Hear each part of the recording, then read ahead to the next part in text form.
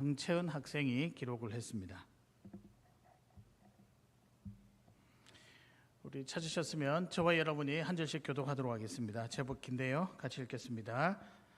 이스라엘 자손의 온 회중이 엘림에서 떠나 엘림과 시내산 사이에 있는 신 광야에 이르니 애굽에서 나온 후 둘째 달 15일이라.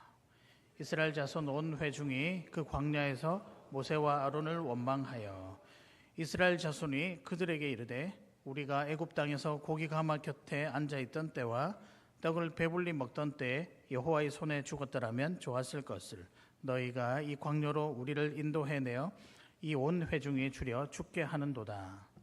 그때 여호와께서 모세에게 이르시되 보라, 내가 너희를 위하여 하늘에서 양식을 비같이 내리리니 백성이 나가서 일용할 것을 날마다 거둘 것이라. 이같이 하여 그들이 내 율법을 준행하나 아니하나 내가 시험하리라. 여섯째 날에는 그들이 그 거둔 것을 준비할지니 날마다 거두던 것에 갑절이 되리라. 모세와 아론이 온 이스라엘 자손에게 이르되 저녁이 되면 너희가 여호와께서 너희를 애굽 땅에서 인도하여 내셨음을 알 것이요 아침에는 너희가 여호와의 영광을 보리니 이는 여호와께서 너희가 자기를 향하여 원망함을 들으셨음이라. 우리가 누구이기에 너희가 우리에게 대하여 원망하느냐. 모세가 또 이르되 여호와께서 저녁에는 너희에게 고기를 주어 먹이시고 아침에는 떡으로 배불리시리니 이는 여호와께서 자기를 향하여 너희가 원망하는 그 말을 들으셨음이라. 우리가 누구냐. 너희의 원망은 우리를 향하여 함이 아니요 여호와를 향하여 함이로다. 모세가 또 아론에게 이르되 이스라엘 자손의 온 회중에게 말하기를 여호와께 가까이 나오라. 여호와께서 너희의 원망함을 들으셨느니라 하라.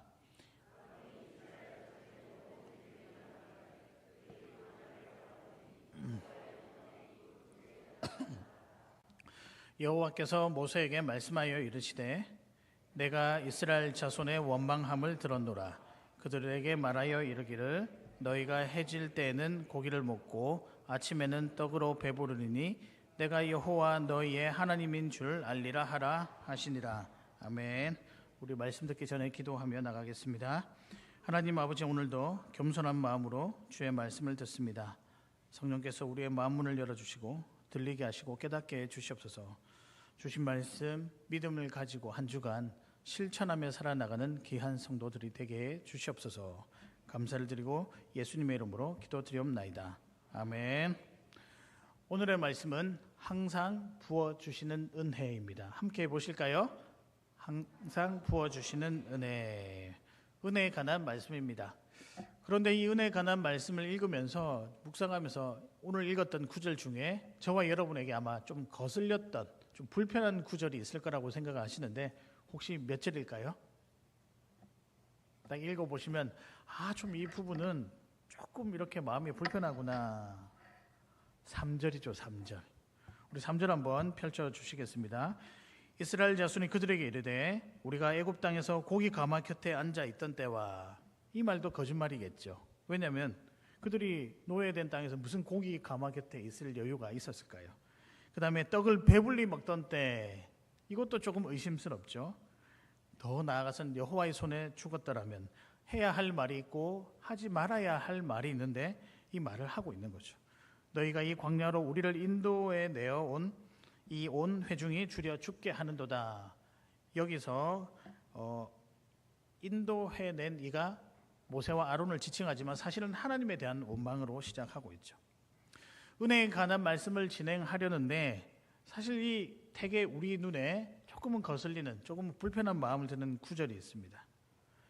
이 어떤 상황 속에서 하나님께서 우리에게 주신 은혜를 우리가 어떻게 이해하고 받아들여야 될까? 오늘은 그 부분에 대한 말씀입니다. 여러분, 은혜라는 말 어떻게 참 좋아하시죠?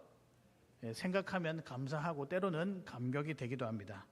그러면서 이 은혜를 생각하고 묵상하면 할수록 하나님께서 나를 참 사랑하시는구나, 그렇기 때문에 우리에게 은혜를 주시는 것이 아닌가 생각이 돼 봅니다. 사람마다 받고 누리는 은혜가 다양한데 저는 개인적으로 제 삶을 돌아보면서 받은 은혜들을 정리해 보면 좋은 교회를 만났던 은혜가 지금 만나고 있는 은혜가 참 크지 않나 생각을 해봅니다. 제가 자란 모 교회도 그렇고 제가 사역했던 교회도 그렇고 전도사 때도 그렇고 목사가 되어서도 만났던 교회들이 참 귀하고 좋은 교회들이었습니다. 뿐만 아니라 지금도 저와 여러분이 함께 하고 있는 이 창원교회도 저에게는 너무나도 귀하고 또 아름다운 교회, 또 사역하면서 즐겁게 생활하고 있는 그런 귀한 하나님의 은혜의 교회라고 제가 생각을 합니다. 여러분은 어떻습니까? 자라오시면서 살아오시면서 받았던 은혜, 특별히 이건 너무나도 큰 은혜야 라고 고백할 만한 그런 은혜의 제목들이 있습니까? 그런 것들이 있다면 그런 은혜를 받은 후에 아마 이렇게 생각하시겠죠. 야, 내가 참 은혜를 받았으니 잘 살아야 되겠다. 믿음대로 살아야겠다라고 다짐을 하기도 하죠. 그러면서 이런 생각을 하고 있습니다. 그렇게 살 때, 믿음대로 살아야 할 때 하나님께서 또 은혜 위에 은혜를 더 부어주시는 것 아닌가. 그래서 은혜를 받기 위해서라도 잘 살아야겠다라는 생각을 가지고 지금껏 살아오고 계십니다. 그런데 이런 맥락으로 볼 때 오늘 본문은 다소 좀 다른 방향의 은혜를 설명하고 있습니다. 우리가 알기로는 은혜를 더 강구하고 또 은혜를 붙잡고 살아갈 때 더 큰 은혜를 부어주신다라고 생각했고, 그래서 좋은 삶을 살아야 된다. 좋은 믿음으로 살 때 은혜를 주시는 것 아닌가라는 생각으로 지금까지 살아왔습니다. 그런데 오늘 본문은 조금 다른 이야기를 하고 있죠. 9절에 보면 여호와께서 너희의 원망함을 들으셨느니라. 아니, 우리가 살면서 원망하면, 불평불만하면 안 된다고 생각했는데 오늘 하나님은 이스라엘 백성들의 원망함을 뭐 하셨다고요? 들으셨다. 은혜를 베풀어 주셨다 그러면 하죠. 아니, 우는 사람 떡 하나 더 준다는 말 알고는 있지만 은혜와 함께 생각하면 좀 생소한 내용이다라는 생각이 듭니다. 근데 왜 우리 주님께서, 하나님께서 원망하는 백성들에게 응답해 주시고 은혜를 베풀어 주시고 오늘 본문의 결론과 같이 만나와 메추라기를 허락하셨을까요? 왜 그러셨을까요? 여러 가지 이유가 있겠지만 나중에 두 번째 메시지에도 언급하겠지만 잠시 먼저 언급을 해드리면 주님의 사랑 때문입니다. 이거 외에는 설명할 길이 없습니다. 그런 의미에서 잠시 제가 정리를 하면 은혜는 다름 아니라 하나님이 우리를 여전히 사랑하시는 것, 이것이 은혜라고 생각을 합니다. 눈에 보이는 우리의 뜻대로 되는 것도 은혜라고 생각하지만 궁극적으로는 하나님이 여전히 우리를 사랑하시는 것, 그러면 모든 것을 다 감당할 수 있지 않을까. 그런 의미에서 이것이 은혜라고 생각을 합니다. 오늘 본문에 보면 시간에 대한 표현이 자주 등장하는데요. 3절에 보면 때라는 말, 4절에도 그때, 5절에도 보면 구체적으로 여섯째 날이라고 하는 시간에 대한 표현들이 등장합니다. 근데 이 시간에 대한 표현들과 오늘 방금 말씀드렸던 하나님이 우리를 여전히 사랑하신다고 하는 그 은혜라는 말을 결합하면 이렇게 표현이 되겠는데요. 항상 부어 주시는 은혜. 아니, 바꿔서 그 전에 때마다 주시는 은혜.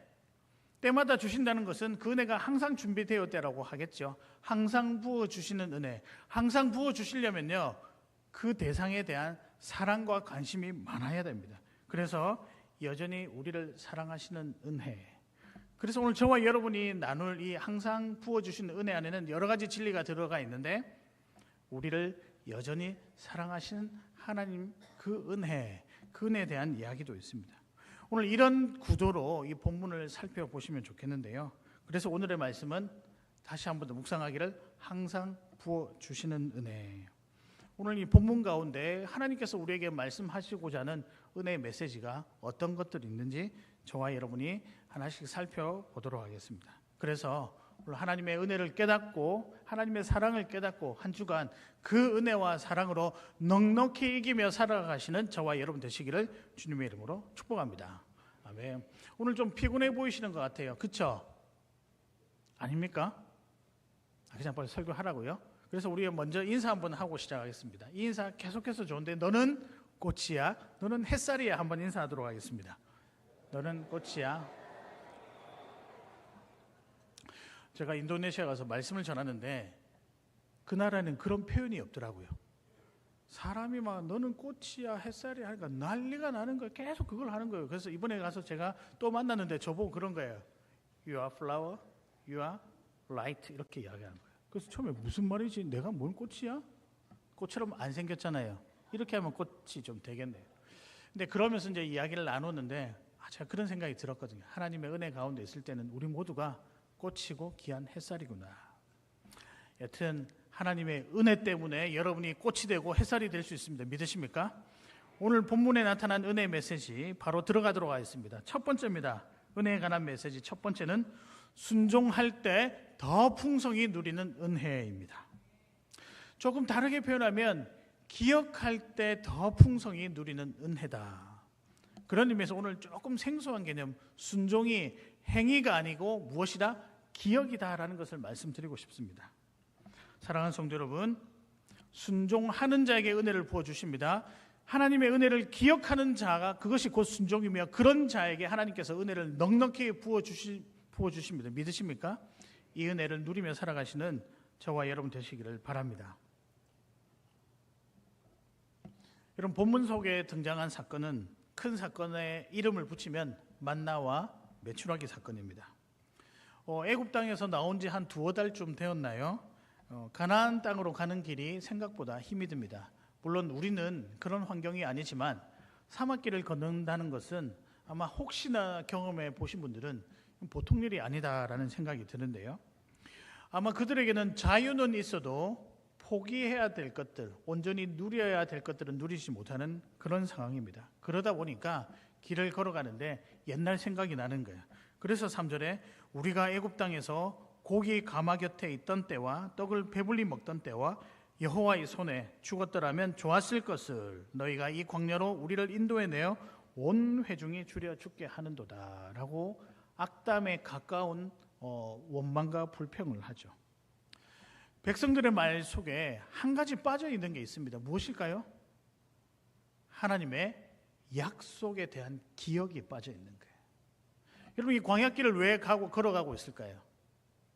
그들은 가나안 땅, 젖과 꿀이 흐르는 가나안 땅을 주시겠다라고 하는 소위 말하는 언약에 대한 기억, 그 약속에 대한 기억이 그들에게는 빠져 있다는 겁니다. 하나님의 말을 잊어버린 것일까요? 하나님의 말을 들었는데 듣지 않는 것일까요? 저는 똑같다라고 생각을 합니다. 그들은 하나님을 잊어버리고 하나님의 말도 잊어버리고 하나님의 말을 듣지 않았었습니다. 그래서 3절은 이 모세와 아론을 향한 비난 같아 보여도 결국에는 내 뜻대로 채워주지 아니하신 하나님에 대한 원망으로 끝나게 되죠. 즉 하나님을 잊어버려서 하나님의 말을 잊어버려서 듣기는 들어도 하나님의 말을 기억하기 싫어서, 왜냐하면 내 마음과 같지 않기 때문에 순종하지 않아서라는 거죠. 여러분, 원망과 불평이 어디에서 출발하는 줄 아십니까? 바로 하나님을 기억하지 않은 이 불순종에서 시작한다는 겁니다. 여러분, 그래서 제가 대지에 순종할 때 더 풍성히 누리는 은혜와 똑같은 말이 기억할 때 더 풍성히 누리는 은혜. 순종은 행위만 있는 게 아니라 기억하는 것도 순종이라는 사실을 여러분 꼭 기억하시길 바랍니다. 말씀대로 사는 것도 순종이요. 권위자에 대해 행동과 태도만 그것만 순종이 있는 것이 아니라 하나님의 말씀을 기억하고 사는 것도 순종이라는 거죠. 기억을 해야 행동의 이유가 되지 않겠습니까? 그런 의미에서 순종은 어쩌면 기억하는 것에서부터 출발하지 않을까. 물론 하나님은 이런 순종하지 아니한 자에게도 은혜를 베풀어 주십니다. 8절과 9절에 원망하는 이스라엘 백성들의 소리를 들으사 만나와 메추라기를 13절 이후에 공급해 주십니다. 그러나 기억해야 될 것은 우리가 하나님의 은혜를 풍성히 누리려면 뭘 해야 된다? 순종해야 된다. 그 순종이 무엇이다? 말씀을 기억하는 것이다. 우리가 기억하고 기대하고 소망할 때 주시는 은혜가 하나님 주시는 은혜라고 반응할 수 있지, 그렇지 않으면 그냥 그건 헛것이 되어버리는 거죠. 그러나 여러분, 오해는 하지 마십시오. 행동과 태도도 순종의 귀한 모습입니다. 때로는 헌신해야 되고 때로는 내 것을 내어놔야 되는 그런 행동도 귀한 순종의 모습이나, 그러나 중요한 것은 기억하지 아니하고 하나님의 약속과 하나님의 은혜를 이때까지 쌓아 주셨던 그 은혜를 기억하지 않고 살아가고 또 존중하는 것은 결코 그것을 은혜로 깨달을 수 없다는 거예요. 이런 사람들은 나중에요 어떻게 되냐면 그 은혜가 내가 만들어낸 은혜라고 착각하기 십상이라는 거죠. 하나님이 나에게 주신 약속을 기억하며 사는 것이 순종의 걸음이다. 첫 걸음이다. 여러분 그럴 때 은혜를 더 풍성하게 누릴 수 있을 거라고 생각을 합니다. 이스라엘 백성들은 짧은 출애굽 생활이었지만 이전에 누렸던 그들의 좋은 것들을 기억하지 못했다는 거예요. 딱 기억하지 못하니까 나중에도 어떻게 하죠? 불순종으로 나가면서 우상 숭배하지 않겠습니까? 여러분 이런 사람에게는 기억하지 못하는 사람에게는 은혜가 은혜로 보이지 않습니다. 여러분 삶을 돌아보십시오. 지금까지 인생을 살아오면서 은혜 가운데 살아오셨다라고 고백할 수 있을까요? 아니면 여러분이 힘으로 난 살아왔다라고 고백할 수 있을까요? 물론 여러분이 힘내어서 이룬 것도 많죠. 그러나 그런 기회와 시간과 건강은 누가 허락해 주실까요? 하나님이 허락해 주시는 거예요. 그러니까 우리가 결코 잊어서는 안 되는 것이 지금보다 더 큰 은혜를 누리려면 이제껏 우리에게 주신 은혜를 기억하는 것, 이게 순종이라는 것이죠. 이 순종이 우리 삶 가운데 있어야 한다는 겁니다. 저와 여러분이 누리는 모든 것 당연한 것 아닙니다. 열심히 해서 얻게 되는 결과라고 생각하지만 결코 당연한 것이 아닙니다. 만약에 그런 생각이 들면 여러분 조금만 뒤돌아봐서 하나님께서 내게 주신 흔적들을 한번 살펴보십시오. 순종해서 기억하게 되면 이 당연한 것이 얼마나 귀하고 하나님이 정말 자세하게 철두철미하게 계획해서 준비해 놓으시고 공급해 주셨는가 하나님의 열심을 깨닫게 된다는 거죠. 사실 저는 권위자에 대해서 순종하지 못한 적이 있었습니다. 제 형편만 생각하고 이스라엘 백성들처럼 원망했던 적도 있습니다. 왜 이렇게 채워주지 않느냐? 왜 이렇게 배려가 없느냐? 그리고 어쩌다가 누리는 은혜와 배려는 당연하다고 생각을 했던 적도 있었습니다. 여러분 그러다 보니 제가 살아온 그 시간과 제가 경험했던 그 시간이 귀한 줄을 그렇게 몰랐었습니다. 그러나 이제껏 내가 하나님께서 함께 해주셨구나 이 기억을 생각하니 거기에서 나는 순종으로 다시 그분을 대하니 제가 그동안에 불순종했고 마음으로 오직 순종하지 못한 것들이 얼마나 부끄럽게 여겨졌는지 모릅니다. 그럼 그러고 나서 삶의 태도가 바꾸니까요 그냥 즐거워지는 거예요. 감사한 거예요. 이것도 은혜구나. 사랑하는 성도 여러분, 순종하는 자에게 특별히 하나님께서 베풀어 주신 은혜를 기억하는 자에게 하나님은 더 큰 은혜를 부어주십니다. 믿으십니까? 사실 더 큰 은혜를 부어주시는 게 아니라 이미 우리에게 충만히 다가오는 은혜가 보이기 시작한다는 거죠. 기억하시길 바랍니다. 우리가 그런 순종으로 살아가실 때 더 큰 은혜를 발견하게 될 것이고 누리게 될 것이라고 확신합니다. 그러니 하나님께서 이제까지 베풀어 주신 그 은혜들을 기억하며 기억하는 순종으로 살아가시는 저와 여러분 되시기를 주님의 이름으로 축복합니다. 아멘. 은혜에 관한 메시지 두 번째입니다. 이것도 한번 따라 하시겠습니다. 은혜는 사랑이다. 은혜는 사랑이다. 여러분 은혜는요 누리면 누릴수록 발견되는 사실이 한 가지가 있는데 그것은 하나님께서 나를 사랑하신다라는 사실입니다. 제가 질문 드리고 싶어요. 하나님께서 여러분 개개인을 사랑하신다는 사실을 믿으십니까? 아멘입니다. 예, 맞습니다. 하나님께서 우리를 정말로 사랑하십니다. 그 사랑을 발견하면 발견할수록 큰 은혜를 또한 발견하게 될 것입니다. 제가 외국에 일주일 있다 왔는데 혀가 꼬여가지고 이해를 좀 하시길 바랍니다. 그 은혜 가운데 누리시는 저와 여러분 되시기를 바랍니다. 백성들이 분명히 원망을 많이 했습니다. 근데 원망의 내용이 보니까 조금 유치한 것 같습니다. 먹고 싶은 거 제대로 못 먹어서 누리고 싶은 거 제대로 못 누리는 마치 칭얼대는 어린아이와 같다라는 생각이 듭니다. 어떻게 보면 참 단순해서 이거 가지고 하나님을 원망하는가? 원망할 정도는 아닌데 왜 심지어는 더 나아가서 여기서 이 광야에서 죽게 하는도다라고 하는 다소 거친 말, 소위 말하는 막말을 하게 될까? 물론 이제 광야라는 환경이 그렇게 녹록지 않죠. 편의점도 없고 마트도 없고 시장도 없으니 뭐 자기가 원하는 것, 먹고 싶은 것 뭐 이렇게 자유롭게 구할 수 없는 그런 어려움들도 있겠죠. 절망이 크리라고는 분명히 생각합니다. 그러나 하나님께서 이런 원망에 대해서 야 너희들 왜 그래? 너 지금 원망할 때야? 봐봐 기억해봐. 너희가 이때까지 내가 베풀어 줬던 은혜를 기억해야지 왜 나를 원망하느냐. 이렇게 하면 참 좋겠는데 하나님은 다른 반응을 보이시죠. 8절에 보면 여호와께서 자기를 향하여 너희가 원망하는 그 말을 뭐 하셨습니다?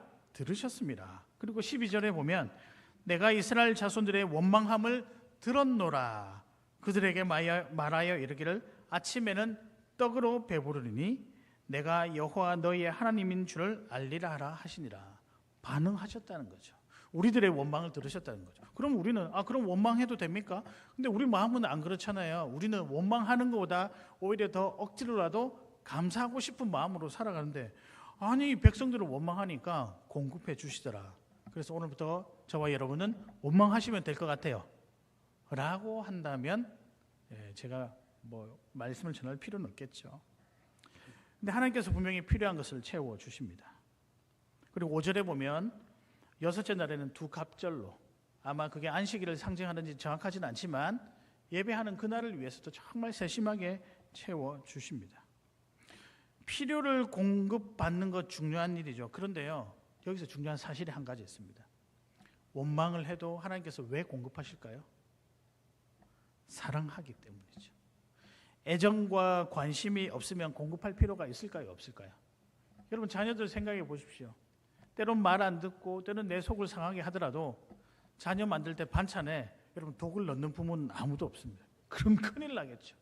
가장 좋은 거 그래도 미워도 유행가 가사에 그런 것도 있더라고요. 미워도 다시 한번. 여튼 그렇게 해서라도 채워주려는 이유가 다름 아니라 관심과 애정, 즉 사랑이 있기 때문이죠. 이스라엘 백성들의 원망함을 들으신 이유가 그럼에도 불구하고 하나님은 이 백성들을 사랑하신다는 거죠. 그럼에도 불구하고 저와 여러분에게 필요한 것이 공급되지 않는다 하더라도 변하지 않는 사실은 무엇이냐? 하나님이 여러분들을 너무나도 사랑하신다는 사실입니다. 그래서 여러분 은혜는요 어디서부터 시작하느냐? 하나님께서 우리를 사랑하시는 그 사랑에서 시작을 합니다. 아니 제 같으면 원망을 하는데 왜 채워주실까? 혼 좀 나야 되는 게 당연한 것 아닙니까 하나님? 그런 못된 생각이 들기도 하죠. 생각을 해보았습니다. 왜 이런 생각이 들까? 아마 요것 때문일 거예요. 은혜는 무엇인가 잘해야 채워주시는 대가라고 생각하기 때문인 거죠. 하나님께서 우리가 뭔가 하나님께 잘하면 그때 은혜를 부어주시는 대가라고 생각하기 때문에 잘해야지, 원망하지 말아야지, 감사해야지 그렇게 생각하는 것 아닌가. 그런 관점으로 생각하면 하나님이 이스라엘 백성들의 원망함을 들으셨다는 이 내용은 전혀 논리에 맞지 않는 거예요. 왜 그럴까? 여러분 우리가 은혜를 생각할 때 물론 순종의 대가도 있어요. 없는 것은 아닙니다. 그러나 거저 주시는 하나님의 사랑의 은혜도 있습니다. 저와 여러분이 거저 주시는 사랑의 은혜 가운데 살아가고 있다는 거예요. 저는 그런 의미에서 은혜는 받는 것보다 표현상으로 제 생각입니다만 누리는 것이 맞지 않을까. 이미 하나님께서 우리가 뭘 해서 하나님께서 그 대가로 주시는 게 아니라 이미 우리에게 주시고 있는 거잖아요. 왜냐고요? 여러분을 사랑하니까 사랑하는 그 순간부터 계속해서 변하지 않게 사랑 가운데 많이 누릴 수 있는 은혜들을 준비하셨다는 겁니다. 우리 주 예수 그리스도께서 우리 죄를 위해 이 땅에 오시고 십자가에 달려 돌아가시고 우리 모든 죄를 사하시고 부활하신 이유는 대가가 아니잖아요. 조건이 아니잖아요. 그분의 무한한 계획과 무한한 그 뜻 가운데 있는 무한하신 하나님의 사랑 때문에 그분의 독생자 예수 그리스도를 이 땅에 보내주셔서 우리를 위해 희생시킨 것이 않겠습니까? 물론 사람은 사랑의 조건이다라고 이야기를 하지만 하나님이 우리를 사랑하시는 이유에는 조건이 없습니다. 그런 의미에서 은혜는요 사랑입니다. 믿으십니까? 거저 주시는 사랑입니다. 그래서 우리가 뭔가를 잘해서 받는 은혜가 아니라 이미 예수 그리스도의 자녀된 그 순간부터 은혜는 누리게 되는 것이죠. 단지 우리가 말씀에 맞지 않는 생각 때문에 그 은혜를 발견하지 못할 뿐이지 그 사랑 안에 다시 거하게 되면 눈꺼풀이 벗겨져 모든 게 하나님의 은혜라고 발견하게 될 것입니다. 그런데도 살다 보면 원망할 때가 있죠. 원망이 왜 안 되겠습니까? 그러면서 이 원망하고 싶은데 심지어 더 나가서 우리의 본분을 잊고 함부로 말할 때도 있죠. 뿐만 아니라 받은 은혜를 평가하고 이 받은 은혜를 내한테 유리한 은혜인지 아닌지 판단하며 심지어는 그 은혜를 밀어내는 판단도 우리가 하게 된다는 겁니다. 이만큼 우리가 소위 말하는 계산적이고 속된 말로 약은 존재라는 거죠. 그럼에도 불구하고 하나님의 사랑은 변함이 없어서 우리를 여전히 사랑하신다는 겁니다. 그래서 은혜는 사랑입니다. 지금까지 받은 은혜를 생각해 보십시오. 이 말 다르게 표현하면 지금까지 받은 은혜를, 받은 사랑을 한번 생각해 보십시오. 여러분이 뭘 잘해서 받은 은혜 한번 보실까요? 별로 없습니다. 동의하지 못하시겠습니까? 냉정하게 한번 생각해 보십시오. 뭔가 우리가 잘해서 받은 은혜, 또 하나님이 뭔가 잘했기 때문에 대가로 주시는 은혜도 있다고 했잖아요. 그런 은혜보다 이미 준비해 놓으신, 필요할 때마다 공급하셨다는 사실을 깨닫게 하시는 그 은혜가 훨씬 더 많다는 거죠. 믿으십니까? 왜냐고요? 하나님이 여러분을 사랑하시기 때문입니다. 그런 의미에서 오늘 은혜에 관한 메시지 두 번째는 은혜는 무엇이다? 사랑이다. 이 사실을 기억하며 은혜가 주어질 때 하나님께서 나를 사랑하신다는 사실을 꼭 기억하며 살아가시는 저와 여러분 되시기를 주님의 이름으로 축복합니다. 마지막입니다. 마지막은 여러분 가장 힘드실 때, 삶이 가장 힘들 때 꼭 기억하셨으면 좋겠는데요. 원망보다 은혜가 더 큼을 기억하라입니다. 원망도 클 때가 있죠. 근데 원망보다 은혜가 더 크다는 사실이죠. 그래서 저는 이것을 원망을 이기는 은혜라고 말하고 싶습니다. 원망 가운데 있다 하더라도 항상 부어주시는 은혜가 점점 우리의 생각과 태도를 바꿔서 그동안에 몰랐던 은혜를 발견하게 되고 그동안에 몰랐던 은혜 자리에 가게 만듭니다.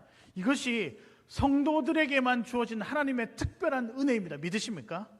세상에 우리가 얼마나 절망할 것들이 많습니까? 우리가 실패하면서 낙담한 일들이 많습니까? 그럼에도 불구하고 여러분이 회복 기간이 그렇게 길지 않아요. 회복할 수 있는, 다시 표현하면 절망 속에 있는 기간보다 회복할 수 있는 기간이 굉장히 빨라요. 그 이유는 무엇이냐면 여러분 알고 있거든요. 은혜가 원망을 이기기 때문입니다. 믿으십니까? 나중에는 원망하는 마음도 은혜 앞에서 결국 사라지게 될 것입니다. 이 사실을 기억하며 살아가시는 저와 여러분 되시기를 바랍니다. 요즘 제 마음이 조금 힘듭니다. 무엇 때문에 힘든가? 더워서 힘든 것도 있겠지만 계속해서 들려오는 소식이 아프다라는, 우리 성도님들이 참 아프다는 소식이 들립니다. 그리고 치료의 과정도 꽤 힘이 든다라는 소식을 듣습니다. 그 마음 다는 아니지만 제가 경험한 한도 내에서는 조금은 이해할 수 있을 것 같습니다. 근데 원망이 많이 되죠. 내가 뭘 어쨌길래, 내가 잘 못 살아서? 아니 나보다 잘 못 사는 사람 훨씬 더 많은데 나만 왜 이럴까? 이런 원망이 드시면 억지로 참으려 하지 마시길 바랍니다. 그냥 표현하십시오. 아니 이스라엘 백성들도 표현하는데 막 표현하면 어떻습니까? 표현해도 됩니다. 억지로 우리는 고상하게 보이려고, 아니야 난 그래도 감사해야 돼. 뭘 감사가 안 되는데 뭘 억지로 그렇게 감사하고 있냐고요. 원망하시라고요. 근데 또 양심은 있어서 원망하고 싶지 않은 마음도 있는데 억지로 하지 마시고 원망하십시오. 그럼 목사님, 그러다 하나님께 혼이 나면 어떡합니까? 우리 하나님 그렇게 옹졸하신 분 아니십니다. 그 하나님이 어떻게 하신 줄 아세요? 원망하는 여러분 마음을, 여러분은 원망해도 그분이 다가가 주셔서 은혜를 계속해서 부어주시면서 원망하는 마음을 성령을 통해 하나님께서 여러분의 마음을 감사로 바꾸십니다. 믿으십니까? 그러니까 우리가 해야 될 일은 조금 부족해도 은혜의 자리가 있으면 나와야 된다는 거죠. 그런 의미에서 금요기도에 오실 거죠. 제가 원래 대본에 있는 건 아니고요. 갑자기 생각이 나서 은혜 자리에 와서 같이 기도하셨으면 좋겠습니다. 그 은혜가 여러분을 이기게 만들고 원망이 아니라 결국에는 감사로 만든다는 거죠. 여러분 놀랍지 않습니까? 세상 살아가는데 원망할 일이 너무나도 많잖아요. 그럼에도 불구하고 여러분 마지막에는 어떻게 고백하시죠? 감사로 고백하는 것. 이건 믿는 자들에게만 주시는 하나님의 특별한 은혜입니다. 만나와 메추라기 사건은 이스라엘 백성들에게 주시는 은혜의 일부입니다. 앞으로도 하나님께서 주시는 기적이 있죠. 가나안 땅에 들어가기 전에 전쟁해야 되고 전쟁에서 승리도 해야 되고 또 그 땅에 남아있던 우상도 제거해야 되는 그래서 지금보다 더 큰 해야 할 일과 은혜가 분명히 있습니다. 지금 내가 겪고 있는 상황이 은혜가 조금밖에 없다라고 생각하신다면 조금만 기다려 보시길 바랍니다. 더 큰 은혜가 분명히 준비되어 있습니다. 여러분, 가나안 약속의 땅, 가나안 땅 성취했을까요? 못했을까요? 성취했죠. 그것만으로 끝나는 게 아닙니다. 우리 보십시오. 우리 죄인도 그 원망한 삶을 살았지만 나중에는 궁극적으로 감사할 수 있게 되는 이유는 다름 아니라 우리에게 더 이상 바꿀 수 없는 인생의 해피엔딩이라고 하는 구원을 허락해 주셨기 때문이 아닌가. 그러니까 만나와 메추라기 사건은 다름 아니라 이렇게 보시면 되는 거예요. 너의 삶을 내가 붙잡고 있다라는 사실이죠. 앞서 말씀드렸지만 원망이 생길 수 있죠. 근데 왜 원망이 생길까요? 곰곰이 생각해 보면 내가 생각하는, 지금 우리가 생각하는 그 방법이 최선인데 딱 들어오면 맞는 것 같은데 하나님은 전혀 다르니까 거기에서 오는 차이점 안에서 갈등하고 원망하는 것 아니겠습니까? 그러면서 울면 들으시겠지, 조금 칭얼대면 들으시겠지. 여러분, 그러다가도 은혜 안에 거하게 되면 원망이 사라지고 조금씩 감사하게 되는 거죠. 왜냐하면 생각해 보니 하나님의 은혜가 더 크다는 거죠. 지금까지 살아오시고 누렸던 그 은혜보다 앞으로 누릴 은혜가 더 많이 남아 있습니다. 믿으십니까? 목사님, 저는 이제 살 날이 얼마 남지 않았는데요. 예, 그런 분에게 제가 여러분의 위로하는 말씀 드릴게요. 은혜의 강도가 훨씬 더 큰 강도, 이제까지 누려왔던 강도보다 훨씬 더 큰 강도가 분명히 남아 있습니다. 믿으십니까? 저는 그렇게 생각합니다. 제가 말씀을 준비하면서 그런 생각이 들더라고요. 저도 원망할 때 참 많았거든요. 그런데 조금 지나고 보니까 원망이요, 기억도 안 나더라고요. 야가 빠져서 그런 걸까요? 아니요. 하나님의 은혜가 더 크니까 그것만 기억나더라고요. 여러분, 이게 우리들의 삶입니다. 하나님께서 우리들에게 이런 구조로 살아갈 수 있도록, 이런 방법으로 살아갈 수 있도록, 이런 방식으로 살아갈 수 있도록 만들어 놓으셨다는 거죠.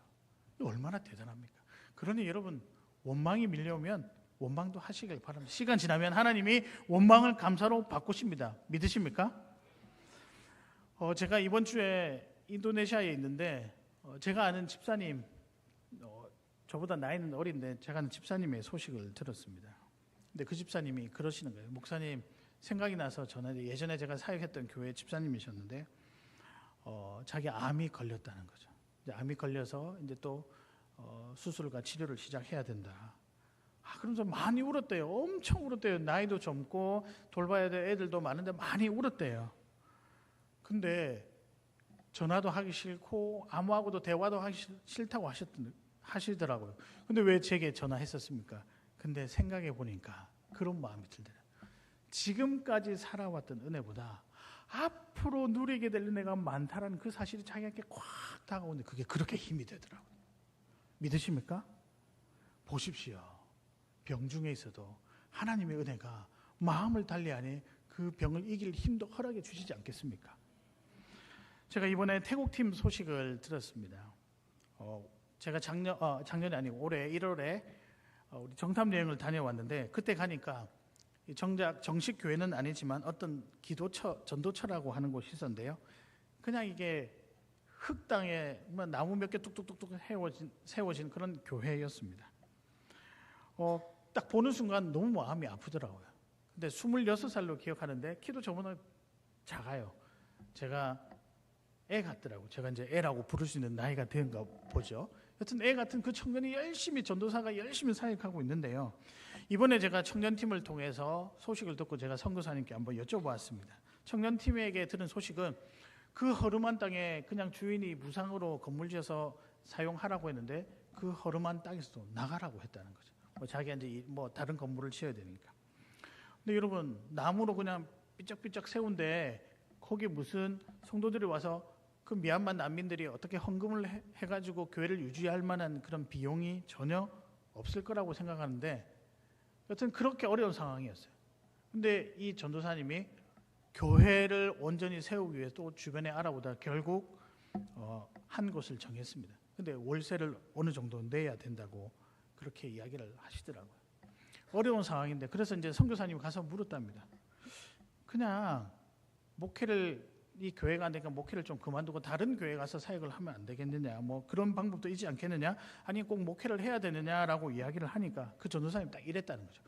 저하고 대화한 적이 없는데 이분이 뭐라고 했냐면, 선교사님, 이때까지 받은 은혜보다 앞으로 제가 누릴 은혜가 훨씬 더 많습니다. 아니 그를 위해서 내가 이 정도 어려운 거 헌신해도 되지 않겠습니까? 더 이상 할 말이 없다라는 거죠. 여러 상황으로 물질의 문제든 건강의 문제든 원망할 수 있는 이유와 조건은 흘러 넘칩니다. 그러나 여러분 한 가지 기억했으면 좋겠습니다.